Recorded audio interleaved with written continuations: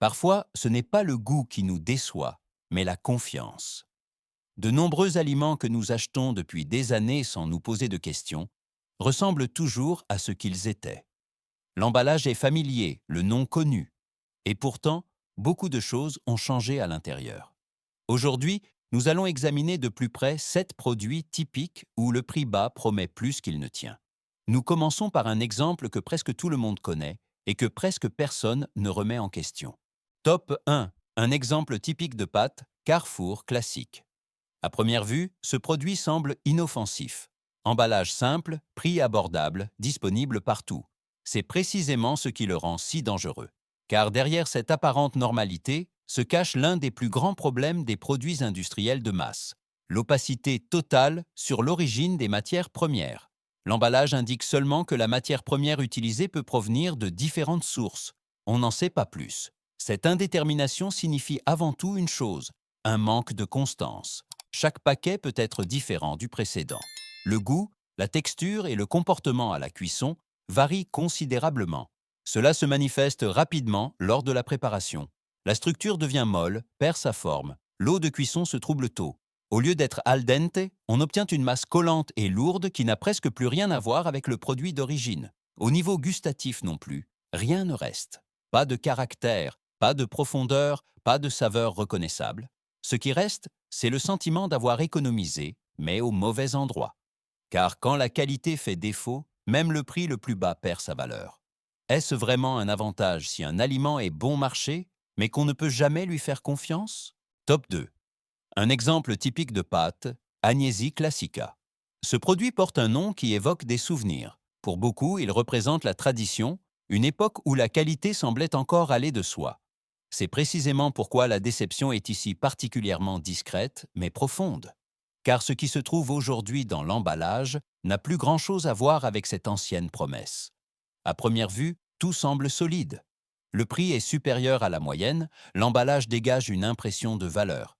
Mais en y regardant de plus près, un problème apparaît auquel on ne s'attendrait pas avec un nom aussi traditionnel.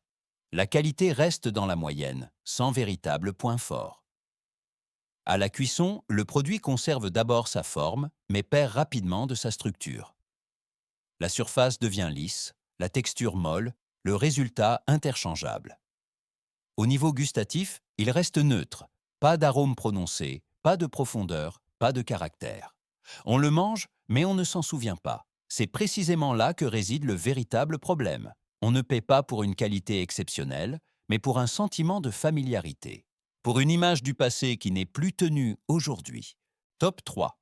Un exemple typique de pâte, Garofalo Classico. Ce produit en surprend beaucoup. Le nom est synonyme de qualité, d'artisanat, d'une certaine exigence. C'est précisément pourquoi le résultat est si déroutant ici. Car malgré sa bonne réputation, il s'avère que même une image haut de gamme ne garantit pas une qualité constante. À la cuisson, rien de négatif ne se remarque au premier abord. La forme est maintenue, la surface semble correcte. Mais plus on y regarde, plus les faiblesses deviennent évidentes. La structure n'est pas constante. Certains paquets donnent un résultat solide, d'autres semblent plus mous, moins stables. Cette imprévisibilité détruit la confiance. Un produit de cette catégorie de prix ne devrait laisser aucune question en suspens. Au niveau gustatif aussi, il y a une contradiction. L'arôme est présent, mais pas clairement défini. Il manque la profondeur à laquelle on s'attend. On constate que différentes qualités de matières premières peuvent être mélangées ici. Le résultat dépend moins du savoir-faire que du hasard. Et c'est précisément ce qui est problématique. Top 4. Un exemple typique de pâte, Divella Classica. Ce produit incarne l'histoire, un nom connu depuis des générations et qui, pour beaucoup, inspire un sentiment de fiabilité. Mais c'est précisément là que surgit une contradiction silencieuse entre passé et présent. Car une grande tradition ne signifie pas automatiquement une haute qualité aujourd'hui. À la cuisson, le résultat est solide, mais discret. La forme se maintient au début, mais la surface cède plus rapidement qu'on ne l'attendrait. L'eau de cuisson devient plus trouble, la structure perd de sa tension. Ce n'est pas mauvais, mais ce n'est pas non plus convaincant. Tout semble correct, propre, technique, et en même temps sans âme. Au niveau gustatif, l'expérience reste fade. Pas de défaut, mais pas de caractère non plus. on ne sent aucune différence qui marquerait les esprits. C'est précisément le problème. Dans un marché rempli d'alternatives, la moyenne ne suffit plus. Ceux qui s'appuient sur un grand nom attendent plus qu'une simple fonctionnalité. Top 5. Un exemple typique de pâte. Combino Classico, grand format. Ce produit s'adresse aux personnes qui veulent économiser. Grand paquet, prix très bas, une promesse d'adaptabilité au quotidien. C'est précisément là que réside le problème, car ici, la quantité est clairement privilégiée par rapport à la qualité, et cela se ressent dès le premier instant. À la cuisson, ce produit est délicat. Une petite erreur de temps suffit et la structure s'écroule. Au lieu de rester al dente, la surface devient molle, presque pâteuse. L'eau de cuisson se trouble rapidement, un signe évident que la stabilité interne fait défaut. Ce qui est censé être rassasiant semble soudain lourd et peu appétissant. Au niveau gustatif, il ne reste presque rien. Pas d'arôme clair, pas de profondeur, pas de caractère. On constate que l'on travaille ici avec les matières premières les moins chères possibles pour maintenir le prix bas. Le résultat est interchangeable et sans vie. Même les plats simples en perdent leur attrait. Top 6. Un exemple typique de pâte, Conad Classica. Ce produit semble fiable à première vue. Marque de distributeur connu, emballage correct, un prix légèrement inférieur à la moyenne. Beaucoup l'achètent en pensant choisir un juste milieu sûr. Mais cette attente n'est pas tout à fait satisfaite. À la cuisson, la structure est acceptable mais fragile. La forme est d'abord conservée, mais la surface devient rapidement lisse. La texture est présente mais éphémère. Si le produit reste un peu trop longtemps dans l'eau, il perd sa tension et commence à coller. L'eau de cuisson devient plus trouble que prévu, un signe d'une faible liaison interne. Au niveau gustatif, tout reste neutre. Rien ne dérange, mais rien ne convainc. Il manque de profondeur d'un profil clair. On sent que l'efficacité est privilégiée ici. Les processus de production sont optimisés, le temps est économisé, le contrôle réduit. Le résultat est fonctionnel, mais n'inspire pas confiance. Top 7. Un exemple typique de pâte. Tremulini. Basis. Ce produit symbolise la pure focalisation sur le prix. Présentation simple, extrêmement bon marché, apparemment idéal pour le quotidien. Mais c'est précisément là que l'on voit ce qui se passe lorsque la réduction des coûts devient la priorité absolue. Car ce que l'on économise manque ensuite clairement dans l'assiette. À la cuisson, la faiblesse se révèle rapidement. La structure est instable dès le début. Le produit libère de l'amidon, l'eau de cuisson devient rapidement trouble, la surface semble terne. Au lieu de rester élastique, il perd tôt sa forme. La texture est courte, suivie d'une mollesse qui ne permet guère de contrôle. Un résultat homogène est difficile à obtenir. Au niveau gustatif, il ne reste presque rien. Pas d'arôme de céréales claires, pas de profondeur, pas d'identité. Tout semble vide et interchangeable.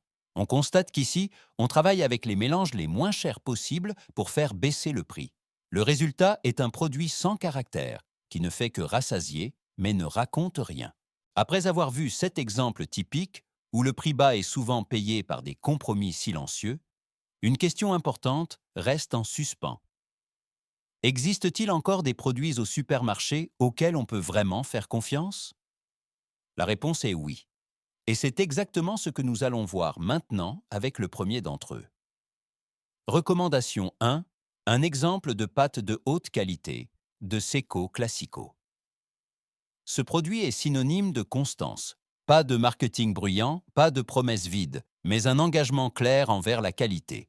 Dès la cuisson, la différence se manifeste. La structure reste stable, l'eau claire, la surface légèrement rugueuse, exactement comme on l'attend d'un produit fabriqué avec soin. La texture est ferme et élastique. Même si on les cuit 1 minute de trop, elles conservent leur forme. Au niveau gustatif, un arôme clair, légèrement noisetté, convainc, sans être envahissant, mais restant présent. On remarque immédiatement que des matières premières de haute qualité sont utilisées ici et que la transformation a pris le temps nécessaire. Ce produit semble honnête. Il ne change pas d'un paquet à l'autre. Il ne surprend pas négativement, mais offre constamment ce qu'il promet. Le prix est plus élevé que celui des produits de masse, mais c'est précisément là que se manifeste la différence entre le coût et la valeur. On ne paie pas pour un nom, mais pour la sécurité, la fiabilité et une véritable confiance. Recommandation 2. Un exemple de pâte de haute qualité, Barilla al Bronzo. Ce produit montre que la taille n'est pas nécessairement synonyme de compromis sur la qualité. Dès le premier contact, la surface est remarquable. Elle est visiblement rugueuse, presque poreuse, un signe clair d'une transformation minutieuse. À la cuisson, l'eau reste étonnamment claire, la structure stable, la forme contrôlée. Rien ne se désagrège, rien ne semble aléatoire. La texture est précise, ferme, élastique, uniforme. Exactement comme on s'y attend lorsque les matières premières sont rigoureusement sélectionnées et les processus constamment supervisés. Au niveau gustatif, la céréale ressort clairement. Pas d'impression artificielle, pas de vide. Au lieu de cela, un arôme propre et honnête qui se marie avec chaque sauce sans la masquer. Ce qui rend ce produit spécial, c'est sa constance. Il offre toujours le même résultat, quel que soit le moment ou l'endroit où on l'achète. C'est précisément ce qui crée la confiance. Le prix est supérieur à la moyenne, mais il semble justifié. Car ici, on ne paie pas pour le marketing, mais pour la précision, le contrôle et la fiabilité. 7 produits qui montrent à quelle vitesse la qualité peut se perdre, et 2 qui prouvent qu'il est encore possible de faire mieux aujourd'hui. Au final, ce n'est pas le prix le plus bas qui décide, mais ce qui arrive réellement dans l'assiette. Si cet aperçu t'a aidé, prends des décisions plus éclairées. Abonne-toi à la chaîne, laisse un j'aime et reste avec nous pour découvrir ensemble quels produits tiennent encore leurs promesses.